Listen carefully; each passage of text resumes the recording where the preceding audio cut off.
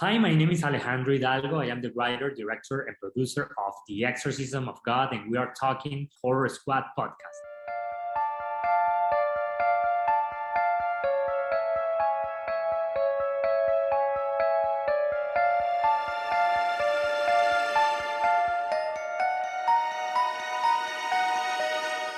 Hello, welcome back to the Horror Squad podcast, episode number 218. Tonight, we're talking about The Exorcism of God. We also have two interviews, which are who, gentlemen? Yeah, so we get two interviews tonight, both attached to this movie. The first one being the director, Alejandro Hidalgo, and also the star of the movie, Will Beinbrink, who played our main priest here. You know how we are with character names, so I'm not even going to attempt it. But yeah, so stick around. Both very good interviews. Two solo ones. Steve went solo on the director one, and I went solo on the actor one. I was there spiritually with the actor, but yes. Oh yeah, that's right. Yeah, you were. I was actually there, but I didn't talk because I was working at the same time. So I just kind of that's right. It. Yeah. Mm-hmm. Thankfully, because for whatever reason, my computer has been having issues with recording permissions. So, but whatever. Mm-hmm. We got Sam in the house. Her internet connection, whatever computer issue has been fixed. Mm-hmm. No thanks to Joe. Mm-hmm. Mm-hmm. Thanks to me. No thanks to Joe, because your No Quest thanks. fucked it up. It may have, but you know, I spent the time with Sam and we got it fixed. Very good. Well, now my printer's having issues, so no thanks to you. What else did he attach to the Wi-Fi? Am I right? Mm-hmm. All right, ladies and gentlemen, let's get into some horror news. Then, as you guys may or may not know, we are going to be bi-weekly now, altering between questions and news. So if you have any news you'd like to send in, you can email it, thehorrorsquadpodcast@gmail.com, or of course, join our Discord. And any horror news you may want us to talk about, just post it in our new horror news. What do they call over there? Channels? Yeah, sections? Discord channels. Okay. Okay, Discord channel. So we have a horror news channel, and you can post it over in there. All right, so let's start off with the first bit of news here, and that is Halloween Ends has officially wrapped on filming. Of course, I believe a few weeks ago we reported that Jamie Lee Curtis finished up her part of filming, but the entire movie has now officially wrapped, and now we wait for the release coming out this year, October 14th, 2022. What will happen? Will Michael die? Will Laurie die? We don't know. Will it matter? Will evil die tonight? Yes. All answers will be answered. All questions, will be answered within the next few months. What's the time gap on that? Like an 8-year jump or something? I believe it's 4. It's 4. I believe they said it was it's going to be a 4-year gap from the last movie. So my guess is Laurie maybe has broke. Maybe she's in a mental institution or something. I don't know. Do we think Karen is dead? Yeah. Or do you think she survived the attack? Doesn't he? I don't know. She's dead. She's a big actress. They might have somehow gotten her to survive this attack. That somehow Michael Myers is able to walk 2 blocks through every cop in the city and he teleports. Attack. He does. That's true. I forgot about that. I want to just know what Michael is up to for 4 years. He's just hanging out. Is he checking out sites? Is he's whittling. Is turning butter? I taught him writing books.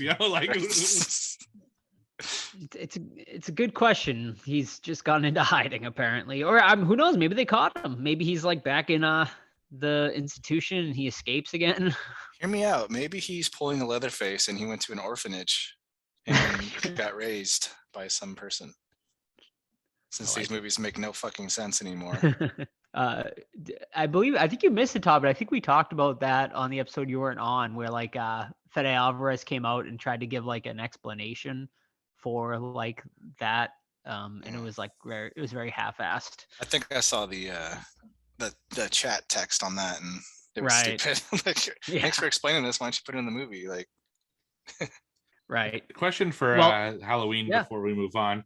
So, spoiler alert to people who haven't seen it. At the end of the last one, they started hinting that Michael has some kind of supernatural power, that he's not just human. Do you think they lean into that hard in the last one, or do you think they kind of just gloss over it and not mention it too much or at all?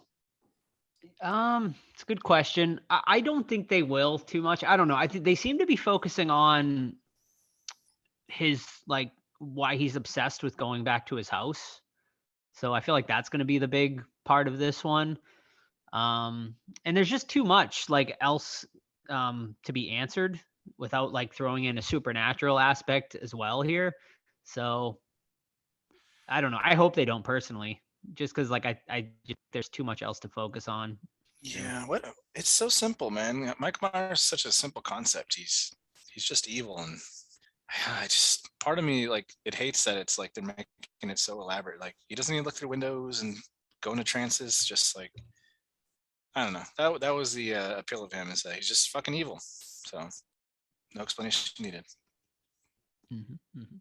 Well, speaking of Fede Alvarez that we just mentioned, big news has come out as he is focused on his next project after Texas Chainsaw Massacre. Apparently, he is going to be reviving the Alien film franchise. So not a whole lot of information right now. The project is intended to be made for Hulu as part of 20th Century Fox's ambitions to make more than 10 movies a year. For the Disney-owned streaming service, THR reports. Alvarez's take is being kept deep inside the studio's chest, but sources describe it as unconnected to the previous movies. And that is all we have right now on that. But yeah, I don't know. Any thoughts on that? Alien? Like the Alien? The It's Alien. going to Hulu? It's going to Hulu, apparently. Yep. That's going to be a massive fail. Sorry for all involved and waste your time and money. I mean, it makes sense. Disney owns it, and Disney owns Hulu, so.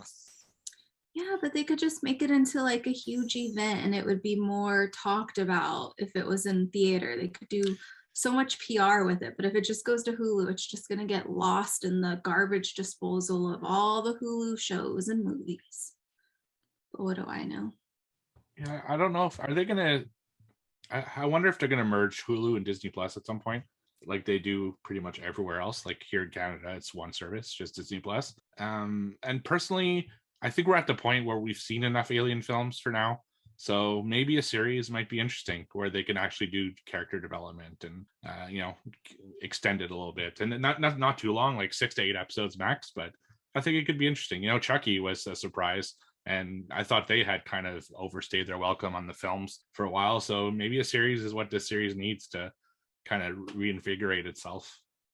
I thought you meant series as in like a series of movies, like 1, 2, 3. Oh, no. Like a, 6, 7, 8, okay, 8 episodes. Well, I agree with Steve if we're talking about a TV show, but if we're talking about movies, don't do it. We're talking about a movie. See, that's what I thought.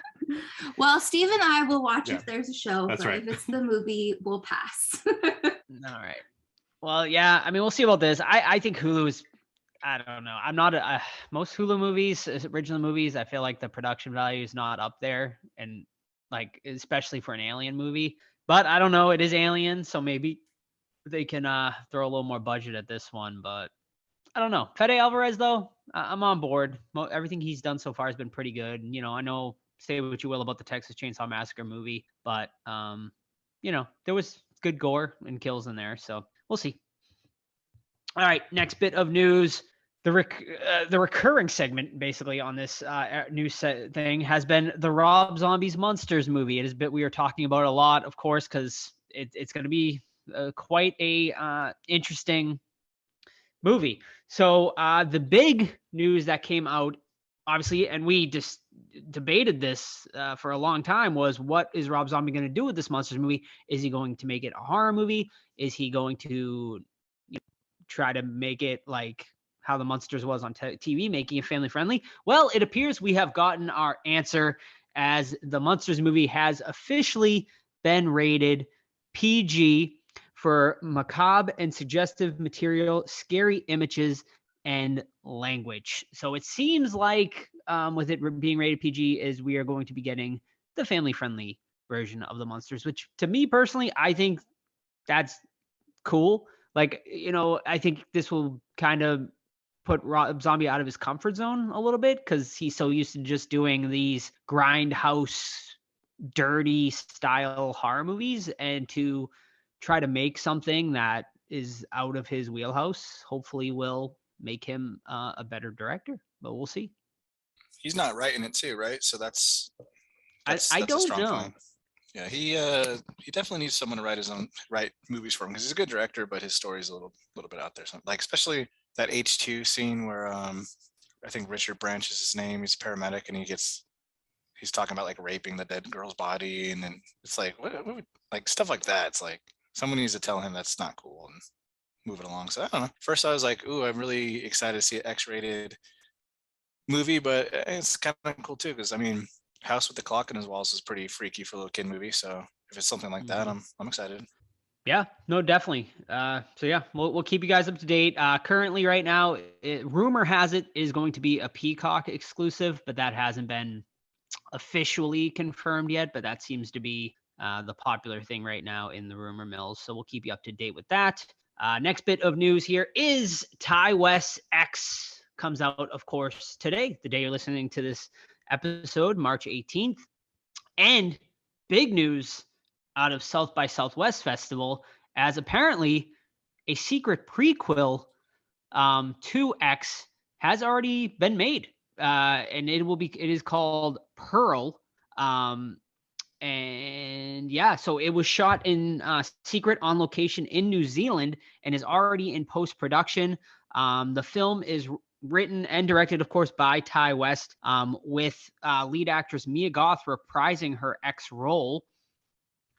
The film is going to be produced by A24, and that's really all the info we really have. So a little bit more actually here. Ty West Pearl rewinds even further to 1918 to describe. All right, so they can't. That's all they really tell you. They said if to describe the trailer, any more of the trailer would spoil the movie. So yeah, that's it out of South by Southwest right now. A surprise prequel to X. So that's pretty cool. Hopefully X is as good as I'm expecting it to be, and as I think a lot of horror fans are expecting it to be. But yeah, I think that's pretty cool to make a prequel and sequel, and just announcing it as this one's coming out. So yeah, we'll see how that goes.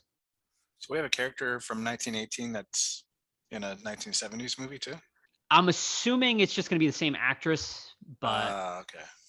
like, right. She's doing porn at like 7 years old. I hope not, because that wouldn't make any sense. I think they're just going the Rob Zombie route of casting the same actors or whatever. All right. All right. A couple bits more of news here. For you horror collectors out there, Trick or Treat Studios has made a few exciting announcements recently. Probably the most exciting one is their new 8-inch action figure line, which they are basically calling the new McFarlane line, as they're trying to copy the old McFarlane movie Maniac style. And they are going to be releasing these characters: Pumpkinhead, Candyman, Farmer Vincent from Motel Hell, Killer Clowns from Outer Space, 3 of the different clowns, Michael Myers, and Jacob from Candy Corn, who is the lead killer in Candy Corn. So those are going to be really cool. If you go on Trick or Treat's website, I believe they are already up, available for pre-order. But that's really cool. I mean, the McFarlane movie Maniacs line, to me, it was like one of my favorite lines like ever. They were just like so cool, so fun. I have a bunch of them still to this day. And yeah, it's cool to see a company kind of trying to revive a line similar to that. So yeah, and hopefully they'll make more. I like when they do like more obscure stuff like that. Like Farmer Vincent is cool. Farmer That's Vincent, just something yeah, different that we haven't seen much of. So yeah, I like stuff like that. And that you're definitely right. I think it's really the premier toy line for horror fans, as far as I'm concerned. So pretty cool to see something like it come to fruition. Definitely. And also they announced for the first time ever officially licensed Children of the Corn figures. These ones are going to be made retro style, a la the reaction figures that Funko did a while ago and that Super 8 makes now. But that is pretty cool as well. And they've announced so much more with Toy Fair. They announced a 4-foot tall Pennywise doll, which is pretty kind of creepy and really cool looking. Which and, one? Which Pennywise? The new Pennywise. Okay. Yeah, though I wouldn't doubt it if they make a Tim Curry Pennywise eventually too, but we'll see. And then NECA's big news at Toy Fair is the updates on the Chucky and Tiffany Bride of Chucky replica dolls that they're doing to try to rival Trick or Treat Studios dolls. Those ones are going to have like movable eyes and a bunch of stuff like that. So exciting times to be a collector. All right, just a couple more little things here. Steve, this one's for you, really, because I know you love these crossovers. Did you see Ring versus The Grudge, the Japanese version there? No, I didn't know that. Okay, well they did make it. Wow. Yeah, and apparently they have made a sequel to that called Sadaku DX. So anyone wanting to check that out, it is going to be available next month over on VOD. So Steve, go and watch that one, and you'll have to get prepared for the sequel. But I mean, I haven't watched a Japanese version of The Ring in forever, so that's a series maybe I might need to visit and check out. I'm due to rewatch The Ring, period. Like I haven't watched the American Ring either, so yeah, it's definitely something that I saw it pass by on one of the services I have, so maybe that's something I'll revisit soon. I really love that, both Ringu and The Ring. So right. All right, and our last bit of horror news tonight is in surprising news that I don't think anyone saw coming, or I don't think really anyone asked for, but we're getting an I Am Legend sequel with Will Smith coming back to reprise his role. I didn't really read too much into this, so I maybe you guys know better than me, like how he is coming back, because I thought he died in the first one. Yeah. I know there's two cuts. I remember how it ended. Yeah, he survives the alternate version. So yeah, which one was the theatrical? He dies in theatrical. He dies in theatrical. Does he? It's in the Blu-ray that he comes back and goes to like some facility. Compound, right? Yeah, to a compound stuff. Interesting. Cool. But yeah, so he'll be in there, and also Michael B. Jordan will be in that with Will Smith as well. So keep an eye out for that. Calling it. We'll see. His son didn't die in the helicopter crash like in the first one. It was wrong. Ooh. All right. Twist. Yeah, but we'll see. I mean, I mean, the movie came out. I mean, what's it been, like 20 years since that movie came out? And like, I'm just surprised it's 20 coming years? now. Nah, 10? 2006. Yeah, about a little over 10 maybe. Joe, you must be excited. It's a requel. So Yeah, right. The requel trend continues. Yes. Hey, whatever. I'll definitely give it a watch. I mean, I really enjoyed the first I Am Legend. So I don't know. Like, it's Will Smith, and I guess that's why, and you put him in a movie and people are gonna watch it. So yeah, and Michael B. Jordan, that's a big name. He's a good actor. Yeah, it is. Yeah, so that definitely gives it legitimacy. So yeah, I think it could be cool if they, have a good story in mind. Definitely. Yeah. All right. And that is it for horror news this week, ladies and gentlemen. And remember, you can send in horror news if you want to hear us talk about a specific thing, or if you got some inside scoops, maybe that we don't know, get some exclusives. That'd be great too. But yeah, email or Discord. I actually got an inside scoop. Oh, yeah. Right. So did you know that there's a company that makes awesome coffee? Dude, they were at Monster Mania this week. They were at Monster Mania. Yeah, that's awesome. And it's called Deadly Grounds Coffee. Everyone thinks because you're a zombie, you don't know good coffee. Well, they're wrong. There's only one brew that gets my seal of approval. Deadly Grounds Coffee is my guilty pleasure. The aroma is so intoxicating. It brings all of my neighbors out of the woodwork. Deadly Grounds Coffee. Coffee to die for and zombie approved. It's good to get a little deadly. Use the front door! Oh, they're so disgusting. What watched? What you been watching? What you been watching?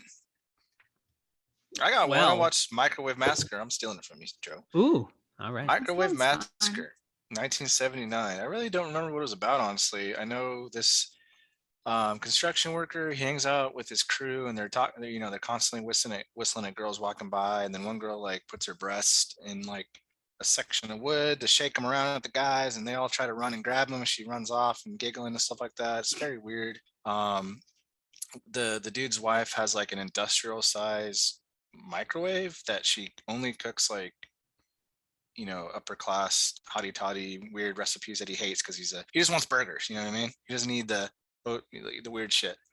So he ends up killing her, and then he starts killing people left. I don't remember what the movie was about. I just remember it was like super weird, and his death is like so lame because we're dealing with him the whole movie, and then he just has a heart attack. I'm like, what are we doing? So he ends up dying, and then so Microwave Massacre is on Tubi. If you're into that sort of thing, it's really goofballish. It's like Trauma quality, things like that. And so Microwave Massacre. Sounds fun. Mm-hmm. Well, maybe not horror related per se, but Sam and I went and saw The Batman, which definitely has some horror elements to it. For sure. We went and saw it in theaters on last Friday. And I gotta say, I really enjoyed it. I did. I thought the Riddler was an amazing villain. He was just every time he was on screen, I was like glued to it. I thought he was definitely probably the most interesting character in the entire movie. I thought Pattinson did a pretty good job as Batman. I would have liked to have seen more Bruce Wayne stuff in there, which I thought was like kind of an interesting take because like this was like almost like 99% Batman, which I felt like, it was fine, but like, it's nice. I like that, kind of levity between the two and, how between the two different characters, I guess you could say. I thought the guy who played Gordon, sorry, I don't know the actor's name offhand, was perfect. Like I thought he was like just a perfect casting for Gordon. I thought Penguin was good, but underutilized for sure. I thought Falcone, I love John Turturro, but I thought he was kind of unnecessary. Like I understand like why he was in there because like there were certain plot points he needed to be there for, but I think it could have been told a different way because it made, without him, you probably cut like 30-45 minutes out of this movie that wasn't really necessary. I think the movie could have been tighter, but overall I still thought it was great and I thoroughly enjoyed it. Thought it was great as well. Yeah, and if you guys listen to Todd and I's other podcast, Let's XP Geek and Gaming Podcast, we're actually covering it. So it releases like the Tuesday after this Horror Squad episode comes out. So we'll give all our thoughts and stuff. But yeah, I also really liked it. But I think I echo pretty much everything Joe said right there, especially with Falcone and stuff. But we'll have a big discussion of that. Sam, what did you think of the Batman? Pretty much everything that Joe already said. I feel like though, like I don't know, sometimes I liked the score, but sometimes the way that they had Robert Pattinson narrate it kind of reminded me of Twilight, like just where it would get so intense and like this soundtrack is so similar to Twilight. But yeah, I mean, it was good. I really like Dark Knight, and it was more like comic booky, like it wasn't a masterpiece like I feel like Dark Knight is. And I really wish that they would have opened it with like a crazy scene like they do with both Dark Knights. Like they're so like, I don't know, they just make such a big impact when it starts. And I was missing that with this Batman, but I really loved Gordon. With Catwoman, I liked that she wasn't always in it just because I personally wanted to focus on Batman, and I do wish that we would have got more Bruce Wayne stuff, but yeah. Sam, did you see anything else this week? Yeah, so I actually checked out a new movie on Hulu called Fresh, and I feel like I've seen a few people talk about this one. It has what's his face, Sebastian Stan, which I was going to stay away from this one because he is in a bunch of stuff right now. But recently I tried to watch that Pam and Tommy show on Hulu, and I I could not continue with it. I thought it was so awful. I thought he was awful. So I was like, should I watch it? Maybe I'll check it out. I want to start that one, Sam. Was it like I acting mean, wise or cringy or? It was kind of cringy, and it just took too long to, like, I didn't even make it to the good stuff of where I made it up to the point where the tape was about to be released, and it's like I didn't even care to move forward to that climax or that peak or whatever. Just, I don't know if it was Seth Rogen's character or if it was Tommy Lee's character, like how they played him. He's such a fucking loser, and he like ruined this woman's life, and like she was on a trajectory to like be such an amazing like celebrity and actress, but then he like fucked up her life, and it just made me upset, and I couldn't watch it. But I don't know. Give it a try, at least one episode, Todd, and tell me what you think. But anyways, the woman who plays Pam, she looks just like her, and I think she does an amazing job. So maybe I'll try to watch it just for her. But anyway, so the movie's called Fresh, and I won't get too much into it because it would spoil it, but pretty much this young woman is trying to date around, and it opens up where she's on a date with this loser who's just a loser, and it shows you like how hard dating is and how creepy people can be. So anyway, she ends up meeting this guy played by Sebastian Stan, and you think he's like a normal good guy or whatever, but turns out that something is going on with him. It was a good watch. I don't know, I liked some of the camera work that they did. It kept it interesting, but I felt like it could have been tidied up just a little bit. I did like the main character, the actress in it. She was good. And it kind of made me think of American Psycho meets Get Out meets, I don't know what else, but it was a fun watch. Cool. So my first one this week is also 2022's Fresh, which I watched over on Disney Plus. Steve watched it too? I did watch it too.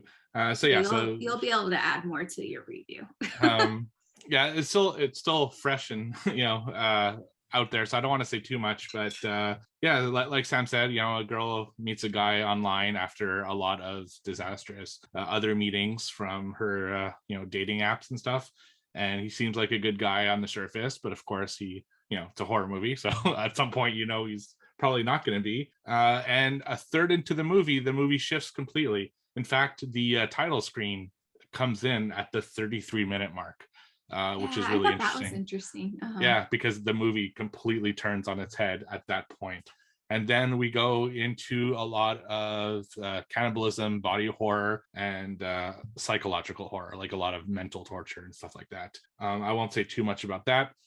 I liked the film. I thought it was really good. I thought it was super well acted, well directed, well written, and all that stuff. And I did thoroughly enjoy it.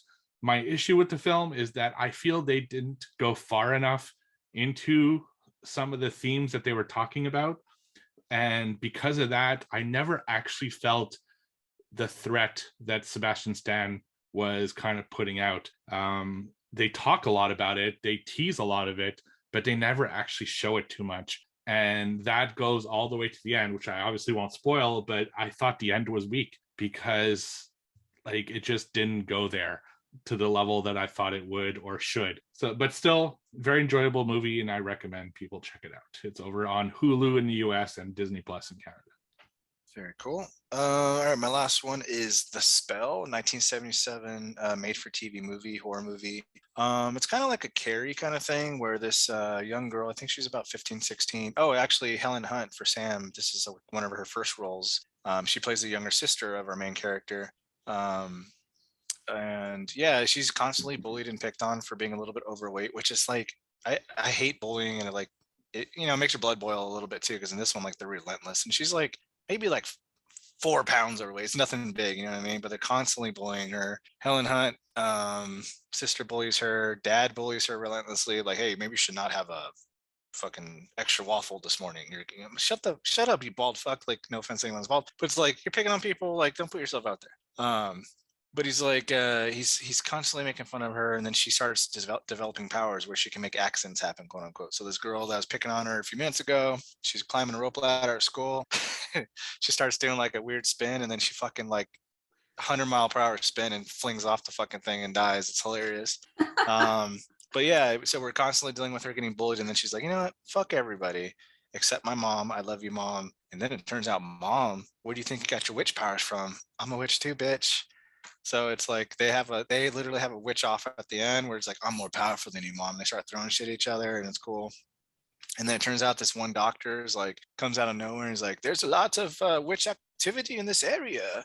And then he knows some stuff, and it's like, it's wild. It's a crazy 70s TV movie with some goofy ass shit. It's like it's nothing great. It's passable, but if you're a guy or gal that likes witches, then The Spell you would probably enjoy. So The Spell, I don't think it's streaming anywhere, but Scream Factory has a cheap Blu-ray on HamiltonBooks.com for like $5. So grab it. Todd, why'd they fight each other? Why couldn't they just both be witches and enjoy each other's powers? Like, was the mom threatened? Because the mom wanted to send the girl off to England to like get a new start. So mom can have dad and the good daughter Okay. to have a normal life, and she can fuck off because she's overweight, which doesn't make any sense. Yeah.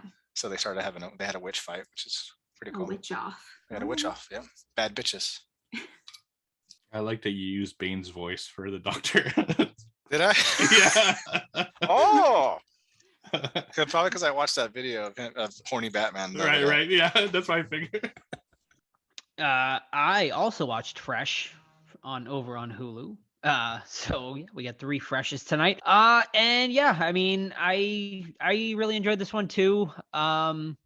I thought it did a really good job of shifting tones between not so serious and serious really well, so that when they did the dark moments happened, it made it that much more effective. I thought Sebastian Stan was great as the psycho killer dude. He kind of gave me like Patrick Bateman vibes at times, which I thought was really cool. And yeah, overall, like a really solid, fun watch. I don't think anything that will make my top 10, but very enjoyable. So I'd recommend it. You got anything else, Sam? I do. So finally, I watched the new Spider-Man movie, and it was amazing. I cried. I laughed. I loved Andrew Garfield and Tobey Maguire coming in, and my heart is shattered and will be shattered until the next Spider-Man, until MJ recognizes sweet Spidey-Man. She's not in the movie. She's not in the movies anymore. They recast her. So Todd, I'm just kidding. I was like, why would you do this to me? Yeah, we saw it. It's excellent. It's great. It's so good. I loved it so much. It was a big superhero weekend for you. Yeah, it was. Yep. Hotter or notter? We got emo-ish Bruce Wayne, or we got Mr. Spider-Man, Tom Holland. Spider-Man. Okay, going clean cut. Got it. It's a little too emo. A little too much? Yeah. All right. Yeah. All right. So my last one this week is a movie I watched over on Tubi. It is from 1981, and it's called X-Ray, also known as Hospital Massacre. So I'm doing the 80s, little montage. Like, I'm trying to watch a bunch of 80s movie to prepare for an episode this summer, top of the 80s. And I'd never seen this one, but I saw it featured on In Search of Darkness, Volume 1 or 2. I don't remember which one. So this one, it's like a guy likes a girl, so he's kind of like staring at her from the window when they're kids, and then he goes to the door and gives like a Valentine's Day card to, like, I kind of declaring his love to this girl, but then she doesn't love him back. And the movie takes place like 30 years later, where the girl is going to the hospital to do a checkup, and the guy goes there pretending to be a doctor and starts murdering people as the woman is getting like diagnosed with something, but she's not sure what. Like, she's only going there for kind of a regular checkup, but the doctors keep her there because there's something wrong with her and they're trying to figure it out. She goes through tests and stuff. And meanwhile, the kid, grown up, is like killing people in the hospital. But then she's onto him and she starts like freaking out and telling everyone, he's here to kill me. He's here to kill everyone. You guys got to stop him. And no one believes her. And the whole movie is kind of is it really happening or is it all in her head? And you're really not sure until the very last scene is it her, that whatever illness that they've diagnosed in her that they're trying to figure out what's happening is making her hallucinate all this stuff, or is it really happening while she's at the hospital, getting all this diagnosis? And honestly, I thought it would be just kind of a regular slasher type film, but it had more layers than I expected, and I kind of enjoyed it. I thought it was very interesting. And to be honest, I wasn't even sure if it was real or not. And it's not until the last scene that, they pointed out, and then I'm like, huh, okay, so it's interesting. Like, it's a very well-made film. I mean, it still got 80s cheese. The kills are not particularly great and stuff like that. And I don't think there was a huge budget here, but I think it's worth at least a one-time watch, especially if you like 80s films. So that's X-Ray or Hotel Massacre, and it's over on Tubi. Is that all she wrote for what watched? Yeah, but actually, speaking of what watched, Sam, did you figure out what to punish Todd with for the Super Bowl bet? Oh, that's right. Oh yeah, hold on. I gotta go look. What happened? Did we get a punishment movie? No, I was going to say that next if Todd. Okay. You did. Wait, did, did because who? I got it right here. What was your punishment movie? It was for we don't know yet. It's for last week. We did trivia, like a one-time trivia, and Todd won, so me and Joe get punished with something. I got your guys' ready, unless you have yours ready, Sam. Trivia? No, your punishment for me. You can go first. All right. For losing the one-off trivia, you guys have to go over to Tubi and watch 2014's Zombie Pirates. Ooh, So I like it. know nothing about it, but it has a really cool cover art. But it was made in 2014, and when you have that kind of cover art in 2014, it's probably going to be shitty. So have fun. Zombie Pirates, an hour and 21 minutes, so nothing too crazy. And That's if Steve good. doesn't have it, I'll look at something else. Zombie What's Pirates. What's that one called, Todd? Zombie Pirates. A woman has made a deal with zombies that in exchange for human sacrifices, she will get an ancient treasure. When she comes up short, chaos ensues. It was that or blood-sucking redneck vampire, so I went with Zombie Pirates. The very first review on Letterboxd just says there was an attempt. No star. I do have it. So Sweet. I gotta say the poster art for this is awesome. It looks it's amazing. It's really amazing. Yeah. So I'm all for it. All right. All right, Todd. So while Steve and Joe are over on Tubi watching that, you can also take your little cute behind over on Tubi. And this is thanks to Steve. Oh no. You can check out Monstered. This is a horror comedy from 2003. It's an hour and 20 minutes. A serial killer mutates in a sewer, becoming a monster made of human shit. Wow, that sounds awesome. So is this a sequel to Recturna or Rectuma? Rectuma, no. Rectuma. Monstered. Okay, it's got a girl as a poster inside a toilet with shit coming out of the toilet. This is gonna be cool. And it says it's not just a movie, it's a movement. Jesus, dude. 2.3 on Letterboxd. Actually, it's not that bad for this type of movie. Yeah, right. All right, I'll watch it. It's hilarious. Someone said the first review that pops up for me is I haven't seen The Godfather, but I've seen this. And they gave it 3 stars, so hey, could be good. All right, cool. So we'll try to get those by next week. I can't wait to hear a review for that one. Monstered, man. Awesome. I think you should do a double feature of that and Rectuma. I agree. Oh, man, there's only so much shit I can watch. Literally. All right, I got the trivia points right here. I'm in the lead with 16. We got, who's that right there on the third column? That's Joe in second with 15, Steve 14, Sam 13. This is game number 8. It's we're getting close to the end of the quarter. Yeah, I was gonna say, when does this quarter end? The end of this month? April 1st. April 1st. So one more All episode right. after tonight, one more, and then that's it for quarter one. Nice. Great. It's close. Anyone can win at this point. I got 3 Todd originals tonight, Oh yeah. Ooh. and I will lead off. This will be a song lyric, but I'm not going to sing it. I'm just going to state it. Get ready, especially Sam. So it's from a song in a movie? Sorry, Or- it's a song in a horror movie, Okay. but it's a predominant song if you saw the movie. Right. Low shoulder. Incorrect. Ready? I'm going to do the lyric. Am I not pretty enough? Is my heart too broken? Oh, it's that would be the one. loved ones. Loved ones. Damn Loved it. ones. Very Yeah, close. yeah. Damn You almost had it there, Sam. It was right there. it. Am I not pretty enough? Is my heart too broken? Okay, Disappointing. 3 Joe originals tonight because Kayla dropped the ball, didn't send trivia tonight. So Big calling you Daddy out, Joe Kayla. coming in. All right, mine are all Exorcist themed trivia Oh my. tonight from different exorcism movies. Oh boy. So the first one is from the original Exorcist.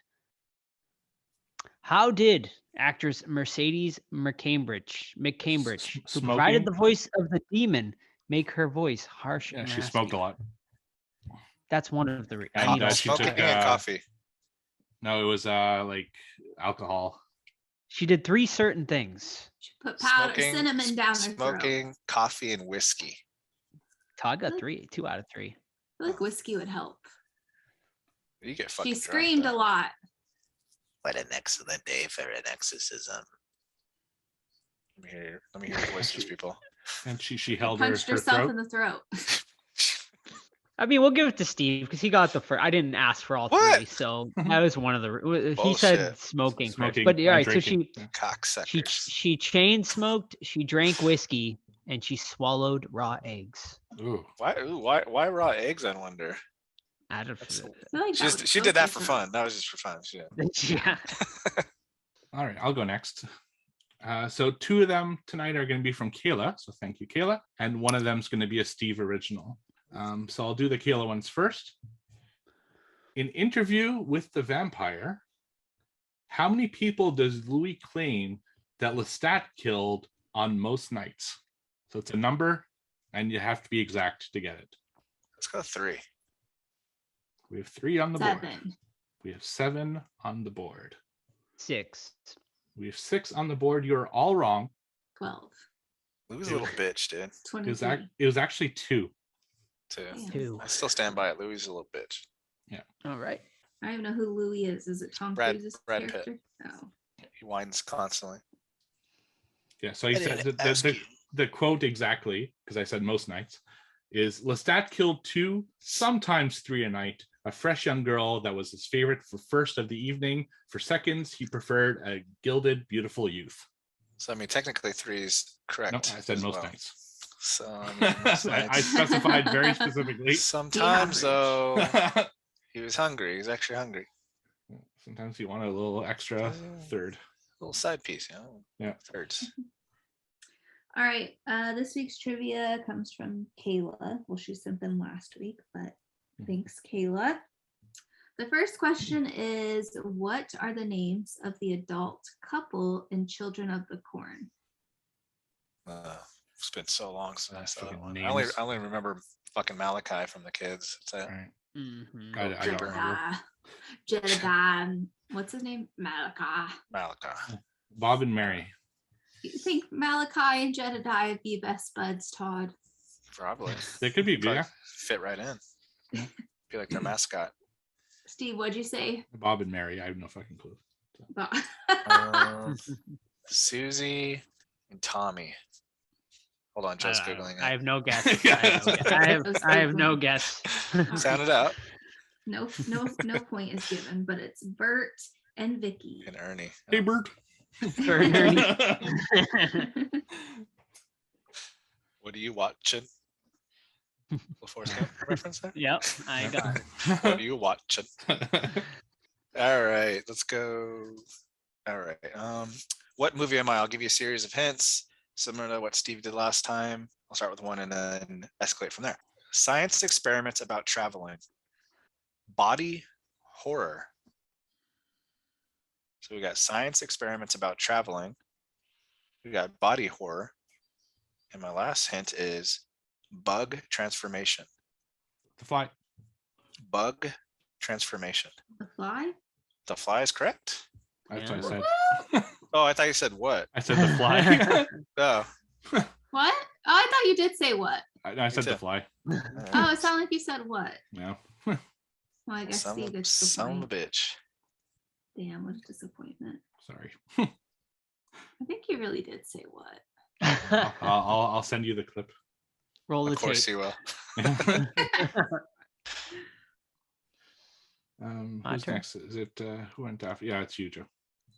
Okay. Tagline. Oh boy. The Exorcist. Evil loves innocence. Exorcism of Emily Rose. Incorrect. Number Exorcist 2, The Heretic.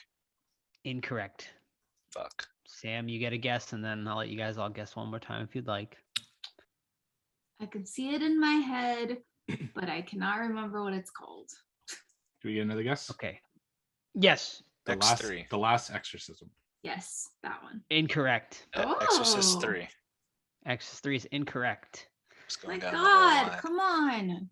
The correct answer would be one of Steve's favorite horror movies of all time, The Ooh. Conjuring. Oh. Oh, Oh, I would not I have feel like guessed the that. though. taglines are never accurate to the movies, man. Yeah. yeah. They get shuffled up when they go and print the poster. Right. All right. So still from Gala. During the Gala. 1980 slasher movie Prom Night, what do the children say while playing hide and seek in an abandoned school? I don't know. Nope. Watch out for the boogeyman. Oh, Yeah, you guys give it. yeah. Todd, Yes. Yeah, no, I don't got it. Sam, you good? Yeah. It's Killers Are Coming. Never mind. Okay. There you go. Alrighty. Good to know. All right, Sam. All right. This trauma film is about a sleuth named Brock Johnson who is called in by the chief of police to solve a case of mysterious murders. Sergeant Kabuki Man. What is the title of this Fuck. rare gem of a film? But I already said Sergeant Kabuki I don't know Man, so trauma it's not. enough. Like other than Toxic Avenger, we never had access here. So Yeah, I don't know. Butt crack. That's actually a trauma. is it? Yeah. I'm not surprised. I mean, it's actually the third one in the series of Rectuma and Monsters, Yeah. or the prequel, maybe. Yeah. Scroton. Scrotal Vengeance is this Chris Seaver movie, Steve. Yeah, I saw someone mention it recently. All right. The answer was The Dark Side of Midnight. I've Never seen that one. Never never heard even of it. heard of that. Haven't seen it? No? Okay. All right, Todd. Back to number one. Movie quote. Give me which movie it's from. Let's go. There'll be food and drinks and ghosts, and perhaps even a few murders. You're all House on invited. Haunted Hill. Correct. Yeah, good one. Thank you. That's a fun little quote. It is. You're all invited. It sounds more like a Beatle than anything. You're all invited. No, I could kind of hear it. Yeah. Y'all invited. Yeah. That was my Beatle. There's your Beatle. Yeah. Tried to get tickets for Paul McCartney and didn't go well. Sold out. Yeah. Huh. Quickly. It's my turn. Yes. All right. This film Yes. This film is loosely based on the story of Annalise Michel. Exorcism of Emily Rose. Correct. This time, I'm sure. Yeah. It's a That fucked up is story. correct. If you guys ever read the Annalise Michel story, I've heard the tapes on YouTube. oh boy, It's the fucking tapes terrifying. are terrifying. The pictures are terrifying. Like, Terrifying as in you think it's real or just abuse? like it could be. It's abuse. It's definitely abuse, but it's scary. Like, Is that But the one who with was the abusing her? Her parents? the church. like It seems- sexually? God. Or physically? No, Just- just not like taking care of her, like not Ah. feeding her, and like just because they were She so was living convinced. there? Yeah, well, she was living on her parents, but they were so convinced that she had a demon in her that all they're doing is exorcisms instead of getting her like fucking Yeah. real help, you know. And Yeah. that's kind of the case that It's like, fuck, like people have mental health, not demons in them. Yeah. So you got to treat them like mental health, not like exorcism. Is that the one with Dexter's sister? And she's great in it, actually. She Yeah, like that was a maneuvers good herself one. like really creepily in one. So it's a good one. Wow. All right, so this is a Steve original. It's the same type of question I did last week. So Sam, basically I'm gonna say 4 words like slowly, and they're hints to a movie, like they're elements from a movie, but you can Okay. only guess once, and you can, because so the longer it goes, the more hints you have. But if you guess, you're out until 5 seconds after the 4th hint for a second guess. Okay. It's not gonna get there because it's easy. But are you guys ready? Yes. Yeah. Exorcism. Dinner party. Beetlejuice. Wrong. It could have been. Oh, but it was it's a wrong. good guess though, That's right? good. That It was was very a good good. guess. This is the one that's gonna get it though. Mashed potatoes. Scary movie too. That's right. Yep. and tiny hand. Tiny hand. was my Tiny fourth one. hand. My germs. I hated that guy. I like when he licks the turkey. We gotta cover that, man. Both of do. those. Yeah, You I agree. should. Be fun. Cover the whole franchise. How many are there? 5, I think. 5? 5, yeah. 5 or 6. I don't think the weigh-ins had anything to do with the last one, or maybe the last 2. I can't remember. I'm not sure. All right. Last question from Kayla. In the beginning of Jeepers Creepers, Derry says he hasn't seen a car in how many miles? Shoot. 100. 30. We got 130 on the board. Jeepers Creepers. 20. No, you guys are all wrong. What about closest? We doing closest or spot on? No, we're not doing closest since I'm at the bottom of Oh. trivia. I like it. It was 50. 50. 50. That was my Yeah. next guess. All right, Todd. All right, big night for Steve 3, Joe 2, Sam goose egg, Todd 1, which brings us to a 3-way tie for 17 points each. First Wow. place. Wow. Ooh, Woo! I like it. I like it a lot. 3-way Next- tie. And next week's our last episode. For the first skip. So it's Yeah. all on the line. Wow. Winner takes all. No Yeah. pressure. So I we're think all this gonna format's give definitely it- way better. We're all gonna give ourselves super hard questions tomorrow. Right, yeah. All right, let me bring up the Exorcism of God. Name every character that died in the beginning of Ghost Ship. There's like 100 people. Yeah. All right. Alejandro Hidalgo, directed by 2022 release. God and the devil cannot exist in the same body. An American priest working in Mexico is considered a saint by many local parishioners. However, due to a botched exorcism, he carries a secret that's eating him alive until he gets an opportunity to face his demon one final time. This one opens up with a pretty classic exorcism scene where you have a young lady, strapped to a bed, and you got a bunch of dudes around her, and she's like, possessed, and they call him the priest. He's like, I gotta do the exorcism right now. And his boss priest is like, no, he's on the phone. He's like, no, you'll die, motherfucker. You're not as skilled as I am, so don't do it. And he's like, no, I'm doing it. And he goes in there, he does it. Bad move, shouldn't have done that. So it goes wrong, and he ends up, spoiler alert, obviously you can't watch this anywhere right now. So if you want to watch the movie, don't listen for our review. No, you can watch it now. Yeah, it's on And, VOD available. and theater. VOD yeah, and it hit theater, baby. Yep.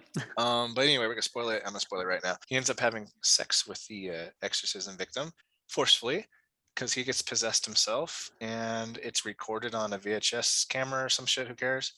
And fast forward some time later, and in the town of Mexico, a bunch of kids are dying because they're getting poisoned or whatever by evil spirits. And there's another girl that has a demon inside her. It turns out it's the same one that he tried to fight in the beginning of the movie. And now he's coming back to try to atone for his failures from the first part. And yeah, leave it at that. It was funny seeing you guys are pretty much the only reviews on Letterboxd for it. So it was Steve and Joe's back-to-back reviews, and one's high and one's low, and I fell in the middle of that. So good stuff for me was visually was pretty damn cool looking. Did have some good scares, like especially when the Jesus figure was in the corner of the room and he walks up to him and his like hair explodes or whatever, and he runs at him. Lighting was cool, cinematography was good, and some of the scares were effective, and I'll leave it at that for now. Okay, I'll start. I'll go next. Yeah. So I really like exorcism movies. It's definitely one of my more favorite genres of horror. Because I like religious horror too. And The Exorcist is one of my favorite horror movies of all time. So yeah, I mean, I was excited to check this one out, and this one just didn't hit for me. Maybe because I've seen too many exorcism movies. So to me, it just felt more generic, honestly. But I do think it did do some stuff like right, for sure. Like I really liked a lot of the ideas, which I'll wait until we get later into it. But there were some really cool ideas here that I hadn't seen in exorcism movies before, so I definitely appreciate that. I thought some of the visuals in this were genuinely creepy and unnerving. Where this just misses for me is like I felt like the acting was pretty poor throughout. I felt that some of the makeup effects weren't very good, and it just like felt a lot of it felt just kind of like amateur to me in a lot of ways. So yeah, I mean, I don't know. It just like generic is the word I just keep coming back to for me. Like when I watch this. So yeah, this one was just more of a miss for me. I don't think all was lost though. I definitely think there's some cool stuff in here that I'll get into more later. But overall, this was a letdown. A letdown. Wow, I'm shocked. So I feel like how Joe's talking about this movie, that's how I felt about the last like 10 movies that we watched about exorcism. And this one, I was pleasantly surprised. There were a lot of good scares. I was walking on the treadmill while I watched this, and so I was trying to be distracted because I was getting scared in the daytime just watching this, and it was fucking loud, so I had to turn it down so it wouldn't scare me. So if you're watching this in your living room at night, like, you will be scared. I will say that there were two things that really turned me off about this movie, and it just made me want to throw up, and it made me just not even want to watch this movie. Like, I was like, I'm quitting the podcast. Like, I don't even want to fucking watch and review this fucking movie. I don't know why it was necessary for the possessed girl to have like really hard nipples, and like that was like the focus of that shot. Like, I just thought that was gross. And then she's like fingering herself. Like, we don't need that, okay? Like, if you get possessed by a demon, they have other things to do. Like, I just didn't really like that shock factor. And then there's also a scene later on where he goes, I kind of got lost with the characters because they kind of started mixing together for me. That girl that he goes back in and like rapes her, I don't know, was that girl the first girl that we see that he's trying to exorcise, where the demon goes into him, or is that a separate girl? Do you guys know? You're talking about like later. So the Yeah, girl where from the he's, like, beginning is with him. He's not raping anyone later. I thought he was. No, it's flashbacks of him, of the original rape. Okay, because I was like, really, we gotta have two rapes in this? Like, I don't know. I thought he was raping her. Well, even if it's a flashback, like, I don't need to see the rape or whatever twice. Like, I just didn't like it because they were making like loud slamming noises as if that was him like going into her every single time. It was just gross and unnecessary. But other than that, I was surprised. It was decent. So I'm on the opposite end of the spectrum. I really like this movie. I even watched it twice. I watched it when I did the interview with the director, and I watched it again last night just to make sure that my views held and everything like that. What I liked, so first of all, it was made for 1.3 million, which is impressive for how like much horror is in this. I love like how many nods to other Exorcist movies it has. Maybe too much, but still, I thought that was really cool. I was fucking shocked, honestly, that they had the balls to make Jesus the demon of the movie, or one of the demons in the movie. And his scares in particular, I thought were great. Just a few jump scares with Jesus, and then near the end, there's a scene where he's like carrying the cross and shit and just like tosses it, and then spider monkeys like throughout a hallway. Like it was ballsy to have Jesus as a demon. So I actually really like that personally. I thought it did great at showcasing what sleep paralysis is like in one scene. I think there's a demon, that doll face like demon also, that I thought was pretty creepy. There's just a lot of good scares, and it was pretty relentless in its pace. There weren't a ton of just like quiet moments. It kept going to horror like from the beginning. It's just horror, a little bit of quiet, horror. Like it just, I really enjoyed that about that, because it was fucking relentless and just kind of kept the scares coming, and you never knew when it was going to come next. I like the relationship between the two priests. I thought the priest that was played by Jeffrey from Fresh Prince of Bel-Air was funny, particularly the line, "What the fuck is this? I don't know if I should spray holy water or bleach," because of how fucking dirty the locations are and stuff like that. There's just a lot that I love about this, in specific scenes, which we'll get into, but I thought it was great. My only knock is I think some of the acting was a little poor. Some of the makeup also, particularly near the end when there's multiple demons, I thought some of them weren't as good as others. And it was a little slow at times, but not often, because the horror came back usually pretty quickly after that. I liked it. Yeah, I thought it was funny. One of the funniest scenes is when the priest and the girl that he raped in the beginning were talking outside, and he like apologized to her, and she's like, shh, to his lips. It was like, oh, so melodramatic. And I thought he was kind of a bad actor too, the priest. Like there's a scene where he's like beating his chest, like I don't know what he's doing, but something was weird too. It's like it was like the focus of my review was like he was possessed and then raped a girl and impregnated her, and they had a baby together, and he has the VHS tape of it and he watches it. I was like, are you really trying to atone for your problems, or are you just a creeper? I'm leaning towards creeper. Yeah. He's kind of a stupid fuck. And but yeah, man, the scares though were super effective, like especially the Jesus stuff. It's like, ooh. I thought my problem with that whole thing was that like he seemed to use like the possession as like his excuse for it, rather than being like, what I did was really wrong. Like he just kept like going back to, well, I was possessed. So, like, I did, yeah. So like it was like, oh really? Like, like, okay, well, you still did it. Like, why are you still watching the video then, buddy? Huh? Right. So like I don't know, like I just felt like he never like redeemed himself, like or he never like felt like he never atoned, like you said, his sins that he did commit. Even, granted, yeah, you were possessed, but you still did fucked up shit while you were possessed. So yeah, I thought that was kind of weird. And then I don't know, like my other big problem with this was just like, I don't know, I just felt like no connection like with any of the characters. And I mean, like, I guess you're rooting for this priest guy, but he's kind of not the best character like either. So like I guess that was like my biggest issue, is that I just never like was like had a rooting interest for any of these characters. Like even the like girl who was possessed, like I don't know, we just like weren't, I guess, like, because like we're thrown right into it, and like they're just, the character building just wasn't there for me.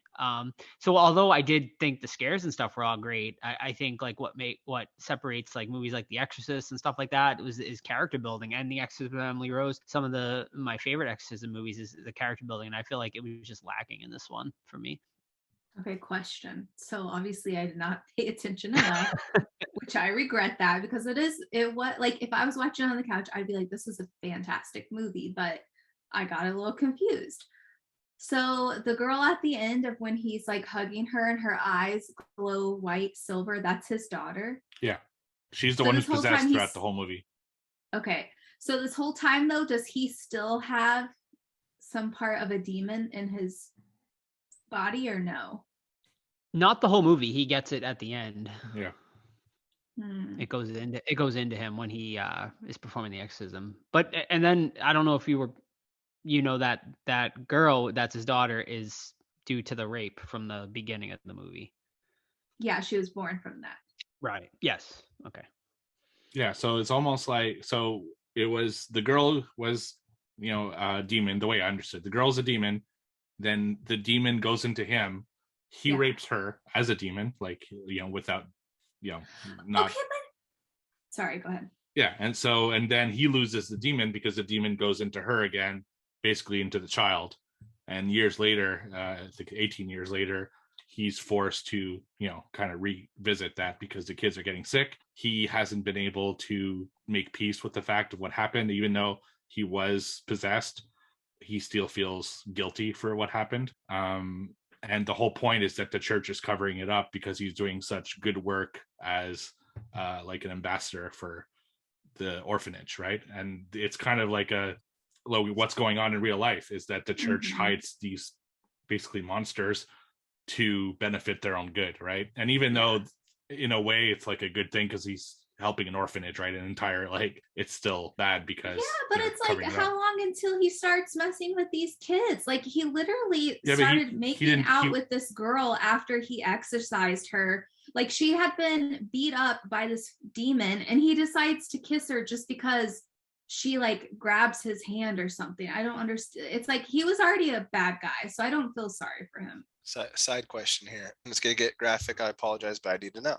And it's a legitimate question. Did the demon transfer via semen into the girl? Is that what we're supposed to believe? Into the baby, and then the baby festered for 18 years? I don't necessarily think by semen, but yeah, in theory, like the energy of the demon went into the baby, into the wound. And the whole thing about these exorcism movies is Damien, baby.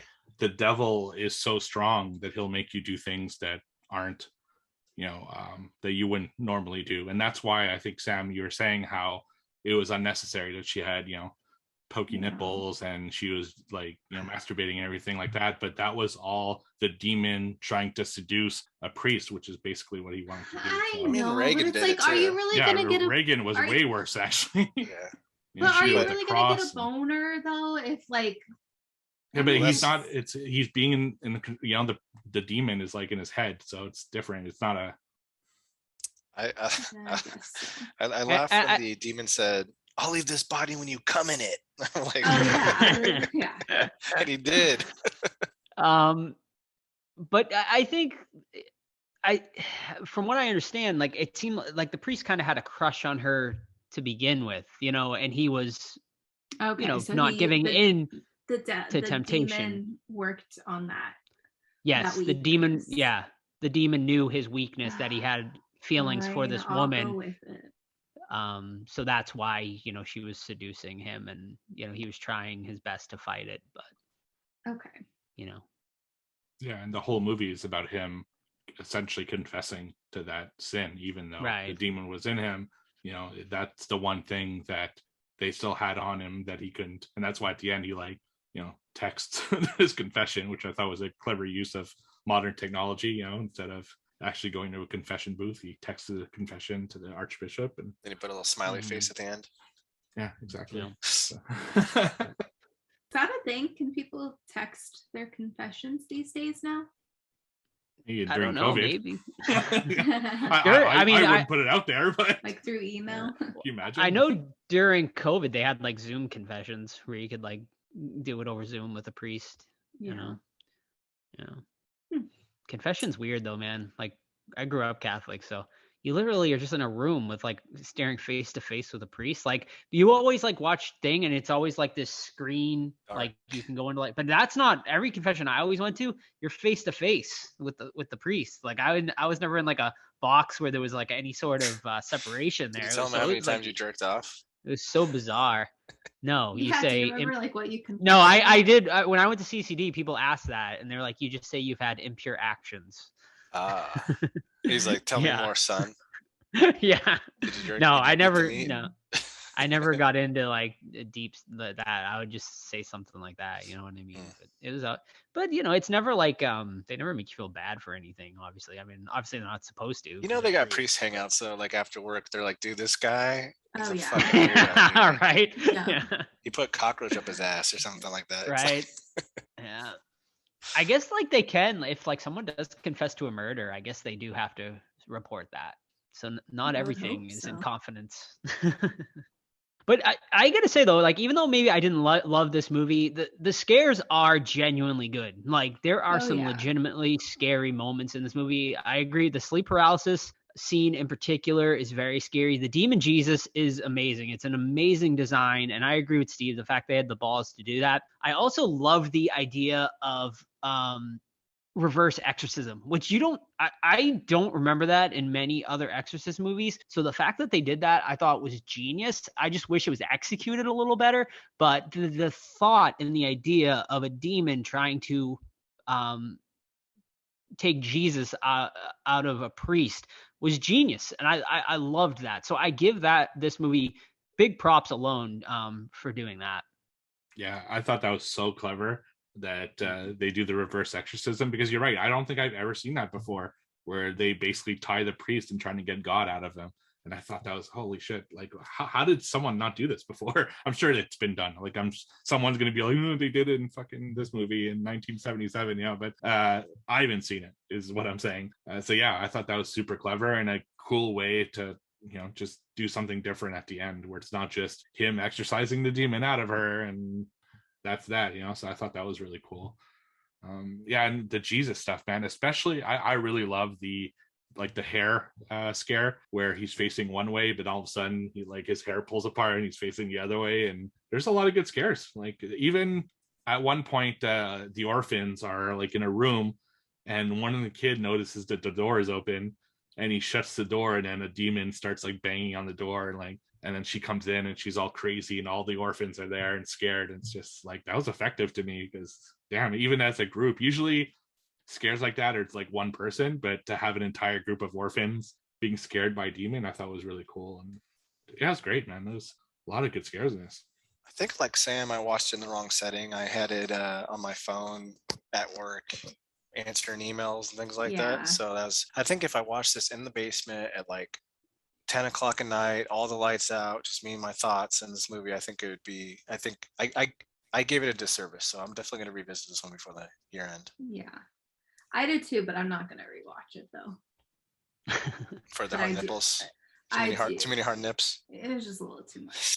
It was, yeah. I mean, but that's just my own issue. Okay. It was still campy though. I felt like it was very campy at times, but it was trying to be serious. But I don't know. I was getting Night of the Demons remake vibes at times with some of the makeup effects of the demons and stuff like that. And so that was kind of taking me out of it. And my rating did go up though, based on after the first time I watched it. I do think it was better on a second watch, but I still didn't love it. But it was definitely better, and I do think certain people are really going to enjoy this because the scares are great. If you want to go to a movie and just for the scares, I think this is worth it. Definitely worth a watch, because there's some really great scares here. Another element that I really liked is that there's a piece of dialogue at one point where the priest explains that Balban, which is a demon in this movie, tried to possess Christ himself. That's something he actually attempted 2,000 years ago. And one of the reasons he uses Christ as a manifestation is kind of to tease the fact that that's someone he was never able to get. And I'm wondering if that's going to play into the sequel, which we'll talk about when we talk about the end pretty soon. But I like that idea that Christ himself is involved somehow, and maybe that can come into play a little bit bigger, because that line of dialogue was kind of quick, but I thought that would be talk cool. About it. Yeah, so the end basically is that he makes a deal with the devil, the priest, that he will expel God from his body in exchange for the lives of the orphans and the lives of his daughter, and which he does. So the movie ends, they're at a church, and he's doing a pretty fucked up speech. He's talking about all the different groups that will not get into heaven, and he specifically says homosexuality, which is unfortunately a belief that that particular religion has. And aren't the Catholics getting pretty not really mainstream though? I mean, they believe in evolution now. I mean, I'm not Catholic myself. I'm just not really yet. Slowly but surely a little bit better, because I think the Pope now is not as he's a little hardcore. more progressive. Yeah. But that's actually one of the big reasons I personally left the church when I was young. It's because I thought they were too exclusive to women and homosexuality and a bunch of other stuff, and I didn't like that at all. But anyway, so he does this whole speech, and at the end you find out that he's now the demon, and the Archbishop is also in on it, and they're going to the Vatican, but they talk about how God played his cards as well, and God went into the daughter. So now there's going to be like eventually a battle between good and evil. And the way I saw it, which I really fucking loved, is essentially the Vatican is going to be evil, and the people who are just religious and believe in Christ are going to be like the good people. It's like the institution of the Vatican is bad, but people who believe in religion are good. And that's how I saw it. And I thought that could be a really fucking interesting movie. So I like the end. I thought it was a cool, way to end the story. Mm-hmm. Yeah, I actually thought that was a cool ending too, and actually it made me perk up a little bit and be like, all right, well, I'll definitely interested in the sequel, which is going to happen. Which if you listen to our interviews, it sounds like it's definitely like going to happen sooner rather than later. So yeah. Yeah, absolutely. Yeah, I actually watched. The director's doing an American remake to his first film, which I forget the name of on top of my head. I actually watched it for a House watch. at the End of Time. House at the End of Time. Actually, it was going to be my watch, and I forgot about it. But anyway, I'll do it next time. So he's doing the American remake of that, and hopefully after that he does Exorcism of God too. So, and I'd be interested if they go that way. I don't know if they will, but Any final thoughts on this movie? No, I'm gonna give it a rewatch for sure before the end of your episode. Yeah, I actually watched it with my wife the second time. So I watched it on my own the first time and with her the second time. And she wasn't even going to watch it. She was just like, I'll watch the first 10 minutes and then go upstairs and do other stuff. And she sat there and she watched the whole fucking thing and she loved it. But we watched it, like you said, at night on a big screen, surround sound. And she was terrified. Like there's a few scenes that made her jump. And even like 10 minutes in, she looks at me. She's like, this movie's fucking scary. Yep. It was awesome. So I definitely think a movie like this you need to watch in the proper setting. Yeah. Whenever I watch something like that with my wife, it's like a week long. I need to go to the bathroom. Okay, you're getting up to go to the bathroom. I'm not fucking walking by fucking the closet. Like, oh god. Like Conjuring 2 and all that shit. No, it's good. I like that we do movies like these, because these are the ones that need the like extra help for sure, because like most people probably never even heard of this one or anything like that. So yeah, hopefully it gives it gets some people to go and check out little indie horror movies like this that really need the help, unlike some of these more mainstream movies. A little boost. Yeah, it's definitely original. Yeah, absolutely. I mean, Exorcism isn't, but Jesus, right? And all that stuff. Yeah. Yep. Rate it. Yes. I'm at a 6 myself right now. Okay. Yeah, so when I first watched it, my rating was a little lower, but on a rewatch, I enjoyed it more. I definitely still have quite a bit of issues with it, but I do give it a lot of points for some originality in the exorcism genre. But yeah, you heard all my complaints. So yeah, I'm at a 5 on it. I mean, like I said before, and like Todd said, I wish I would have set my ass down on the fucking couch and watched this because it was scary. So just because of all the ways it made me feel, I'm going to give it a higher rating than I thought I would. I'm going to give it a 7. And I definitely do recommend watching it. Unless you don't like hard nipples and they make you feel a certain way, then don't watch it.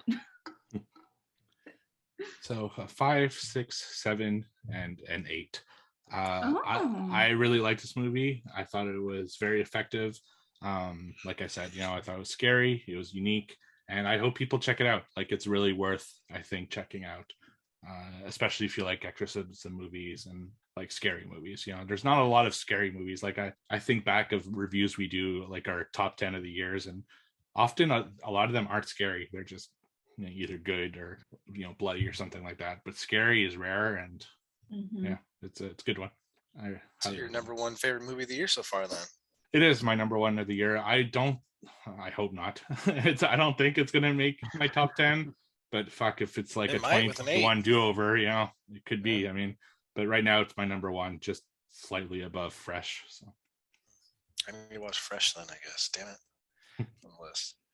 Yeah, Fresh was good. Fresh is in my top 10 right now for sure. It's actually maybe the best best of the year so far, based on what we've watched. Yeah, it's not great. It's just better. Yeah. Good I'll enough. be if it makes my top 10, I'd be surprised, but right now it's there. All right. Next week we're doing Near Dark, right? Or no? No. Oh, it's Joe's birthday first, so he gets a that's birthday pick. Joe's right. Birthday pick. 35 or Don't 36. tell him. 35. 35. Nice. I'll be 35 in May. Ooh. Congratulations. May what? May the 4th be with you. Oh, that's Star Wars very Day. nice. You big nerd. Shut up. What's your pick gonna be, Joe? I haven't decided yet. I'm still okay. thinking. So Alright. we're gonna keep Are you seeing everyone. X this week, guys, though? You and Sam? Yeah, I think we're gonna see it this weekend. Might see it on Thursday morning. But we Nice. gotta wait for Steve. Thursday morning. That's nice. So last time I said that they were out of the cheese. Last time I wanted they were out of the chips. Dude, they didn't have shit when I went to see Batman. It was popcorn only. I'm like, what the fuck are we doing? Well, popcorn Yeah, and they got candy, nothing. but it's Yeah, like, Mhm. I Yeah. know. bring back the Same with burgers. Where's the burgers? Where's the hot dogs? Tenders. Where's the chicken tenders? Like, come Please, on. God. I'll take the hot dog. Give me the hot dog. Yeah. Just Fucking the COVID. hot dog. I'll take the hot dog. Just the bun. I don't. Oh my gosh. But yeah, I'm gonna keep it a secret, and obviously I'll let everyone else know. But I swear to God, I don't care if it's your birthday. We're not watching Spring Break, Shark Attack, fucking we're not watching. Jersey Shore. Hills Have Eyes, whatever the fuck it's called. I promise you, we're not watching Jersey Shore Shark Attack. We're gonna watch a good, solid horror movie. I don't know what yet. I was teetering on Strangeland, but I don't know. I kind of want to do something maybe that would be for a better discussion. I'm gonna go into the annals in my in the vault and see what I can pull out. I want something that will bring up a good, really good discussion. Like movies like we've done, like Midsummer and stuff like that. So I'm gonna see what I can find for us. Or Candyman, like when we did Candyman, like something that brings a really good discussion. So we'll see what I can find. Awesome. And I'm hoping to find X at some point. The theater near my parents is playing it. So maybe I'm going to do a trip, not this weekend because I have plans, but next weekend, and stop by and maybe we'll try to watch it while I'm there. So we'll review it soon. A little field trip. Okay. Yeah, exactly. I feel like I feel like it will be a quick to VOD release anyway. That's what I think too, but who knows? I mean, I still haven't seen Lamb because I can't find it, so who knows? Yeah. A24 is a little finicky with their releases sometimes, so we'll see. Yeah, we saw, what was that? What was that movie, Sam? We saw the poster for when we went and saw Batman. It looked awesome. God, I forget the name. Oh yeah, I don't remember. It's another A24 movie, I think, but A24 is doing some good stuff. I can't wait. X looks like the more mainstream one compared to some of their other shit. So this one looks interesting, and I've liked everything Ty West has done. I think so. Yeah, this one I'm excited for. The one that you're talking about, Joe, has Anya Joy Taylor. It has Nicole Kidman. It has like a lot of big. Oh, that's The Northman. Oh, is that A24? That yeah. That Well, I think so. Yeah. Oh, I thought Robert that's the Eggers. one you were asking. No, it's got the other one has I think her name's like Nomi Rapisi or something, or Repeat. What is that one? Is it like? It sounds like it's not It Comes at Night, but it's something like The Shadow or Night or something. I can't remember. Hold on, here it is. You Won't Be Alone. You Won't Be Alone. What's it about? Set in an isolated mountain village in 19th century Macedonia, You Won't Be Alone follows a young girl who is kidnapped and then transformed into a witch by an ancient spirit. Curious about life as a human, the young witch accidentally kills a peasant in the nearby village and then takes her victim's shape to live life in her skin. Her curiosity ignited, she continues to wield this horrific power in order to understand what it means to be human. Oh, I'm excited for that one. Sounds cool. Do you guys have anything? What? Well, it just said the critic God. consensus. The critics' consensus, 90% on Rotten Tomatoes currently, but it says, although it may strike some as too artsy for its own good, You Won't Be Alone puts a thoroughly fresh spin on familiar horror tropes. So sounds like an A24 movie to me. Exactly. Yeah. What were you gonna say, Sam? Do you guys have anything coming up on the Discord, like in any of the book groups or anything like that? Movie club. watch. Yeah, we have. I think it's going to be in like a week and a half, a week from when this episode releases, is going to be our review of Wishmaster. So we're going to do that probably Friday the 25th, because I'm going to go see my parents 26th. So probably Friday the 25th, we'll do a Discord hangout and talk about Wishmaster. Cool. All righty, guys. Well, don't forget to follow us on Instagram. Check out our Discord. Fun stuff going on over there. Thanks so much for listening. If you can, please give us a review. Share our podcast with your favorite person in the world that loves horror. Don't forget to stick around for the interviews coming up. They're coming up right now, right here. Here they go. Welcome back, everyone, to the Horror Squad podcast, where today we have a very special guest. He is the writer and director of The House at the End of Time, and he's here to promote his newest film, The Exorcism of God, which releases in theaters, on demand, and digital March 11th. Alejandro Hidalgo, thank you very much for coming on. Thank you, man. I'm so happy to be here and to talk about the film with you. Great. Can you actually tell us a little bit about the new film, The Exorcism of God, what it's about, and all that?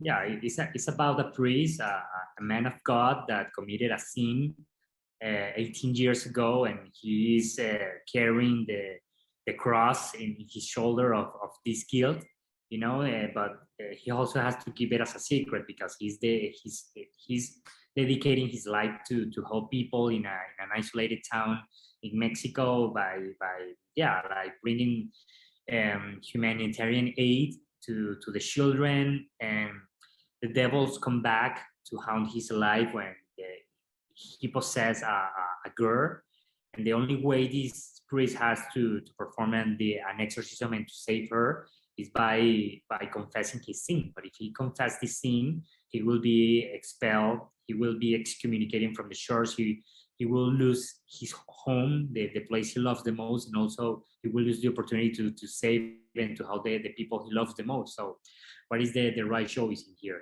This is a film that I feel is an amazing horror show. It's full of powerful emotional impacts, amazing scares and horror moments, but also it's a story that explores a human conflict and dilemma. So I feel it's a perfect mixing between art and entertainment.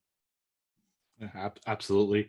What were your inspirations for this film? I mean, the first scene really reminded me of The Exorcist, but are there other films that inspired you for this story in this film? Well, a lot of horror movies. I wanted to bring a story built in a very classic genre. So The Exorcist, of course, was a reference. The Exorcism of Emily Rose. Even I love contemporary horror movies like The Conjuring universe. Also, The Omen. It was a film that made me feel so scared a long time ago when I was a kid.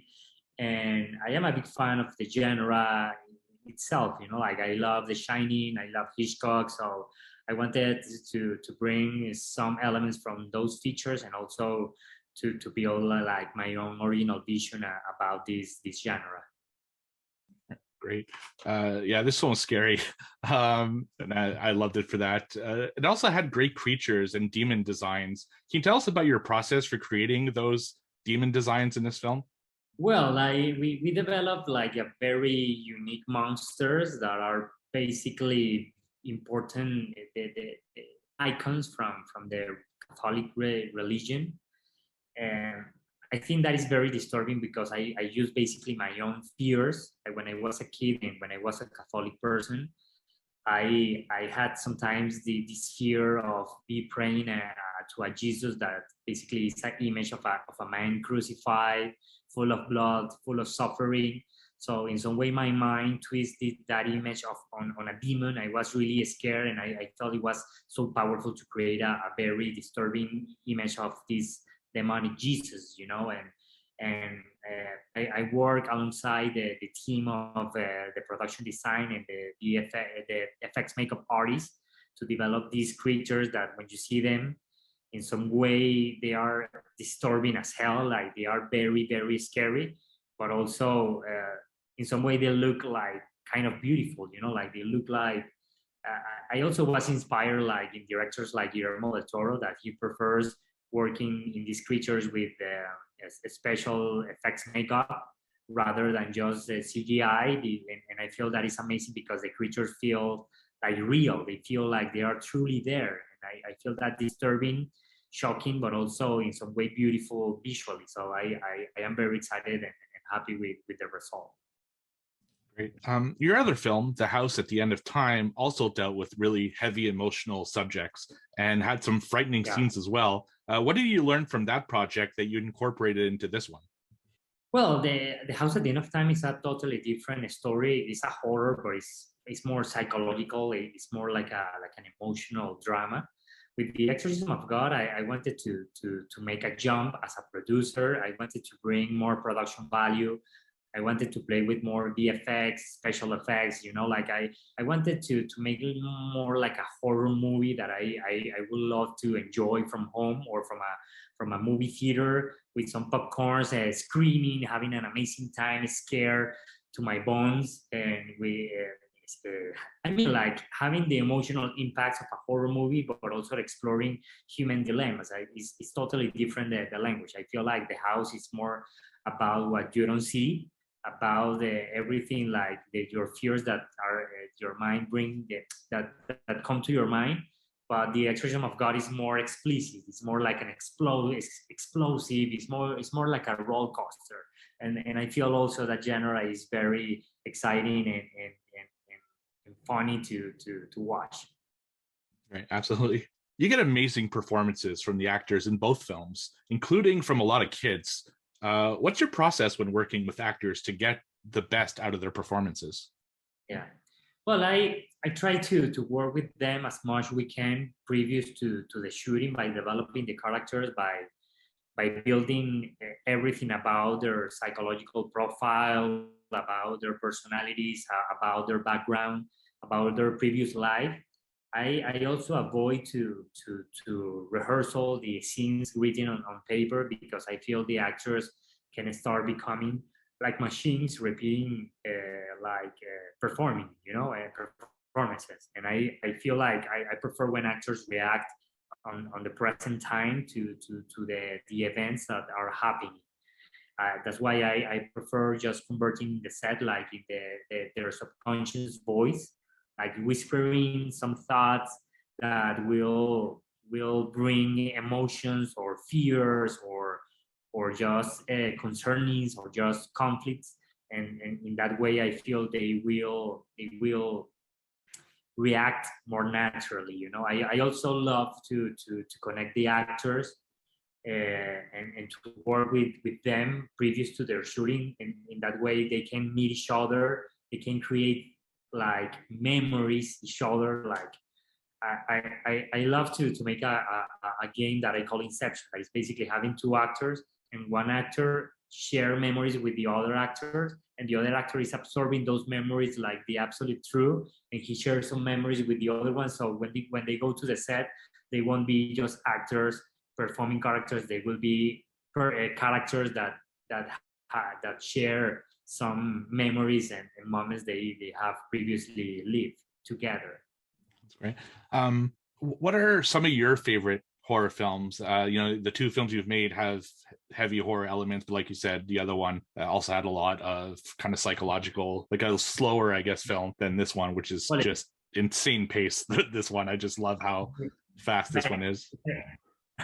If I will have to choose with just two movies from the genre, it will be The Others from Alejandro Amenábar. I feel it's like a masterpiece. It's a haunted house story in some way, with full of ghosts and with a very drama and emotional story. And on the other hand, I would say The Exorcist, that I feel is like the number one masterpiece of the genre in the story. You know, it's a film that even today, after almost 50 years, I'm still getting scared, and I feel the special effects are amazing.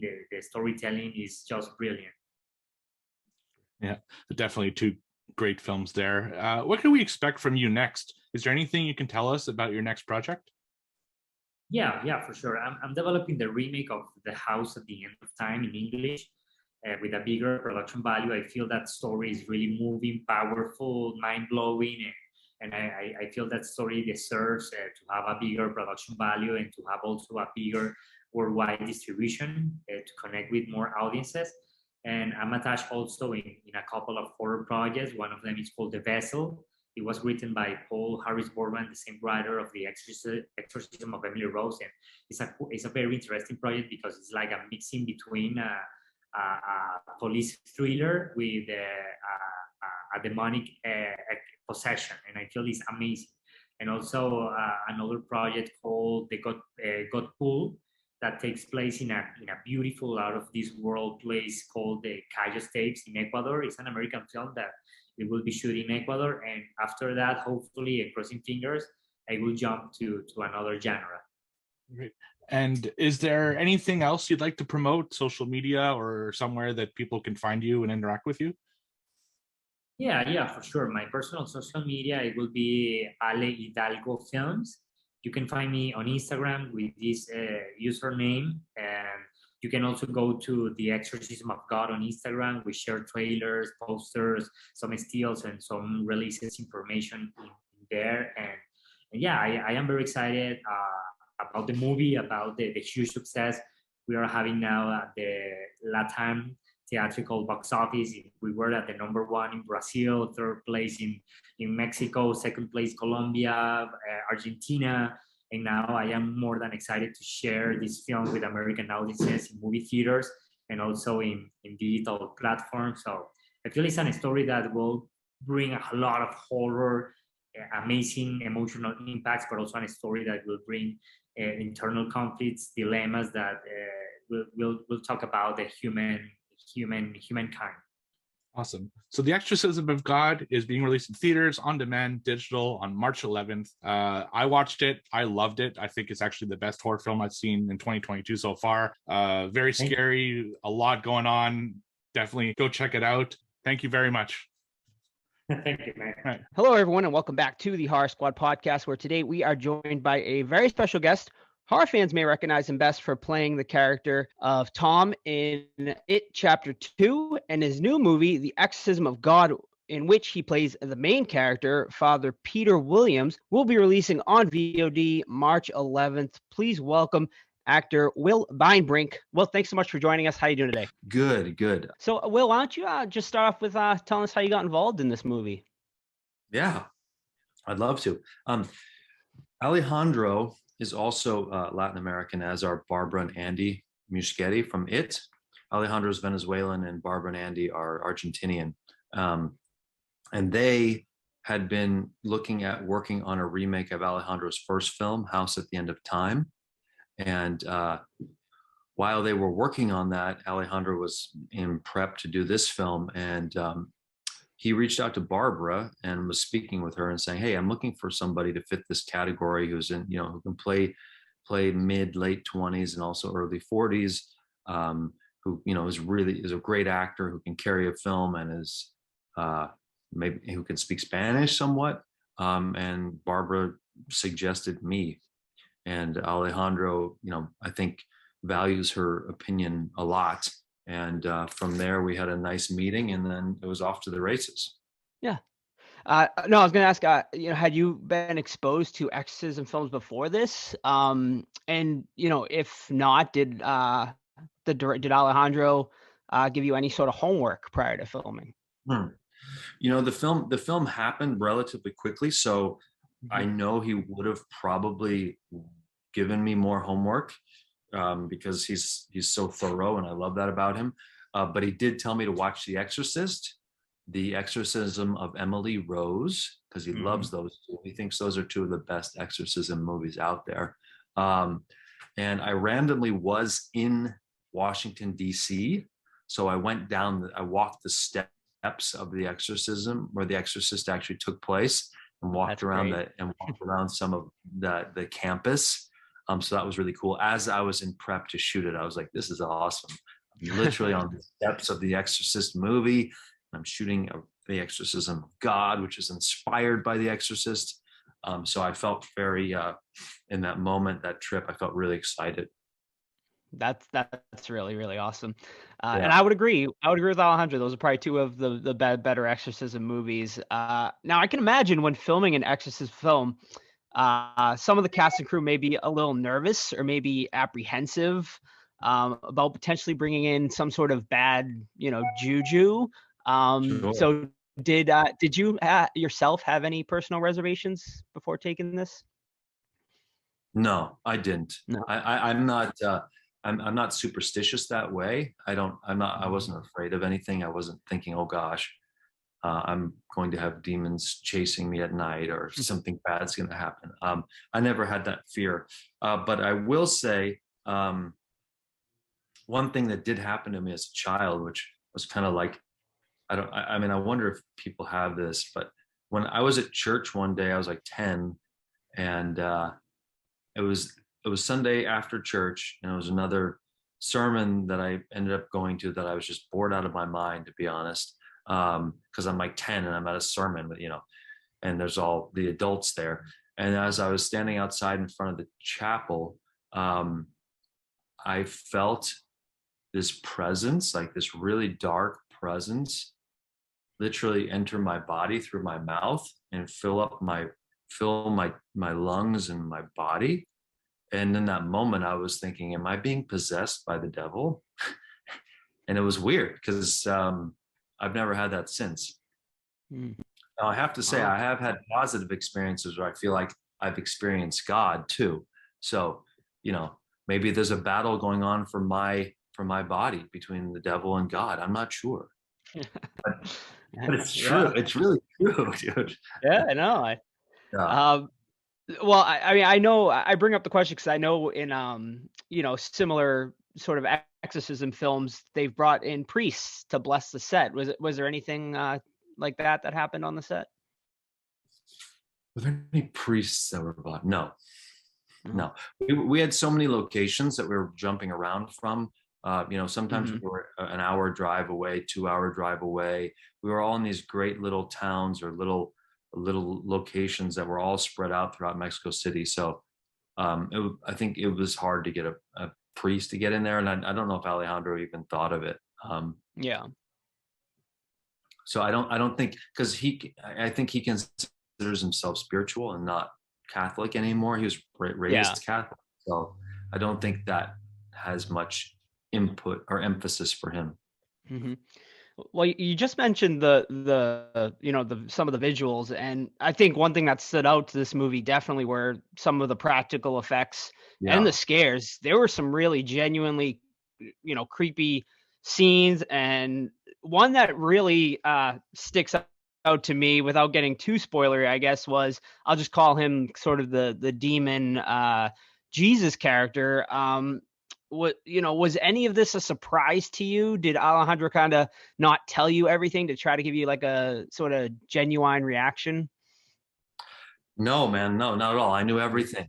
I know that doesn't sound exciting, but no. Sometimes it seems were challenging because at times some of those people that were there that were supposed to be there weren't possessed, and so they were just there.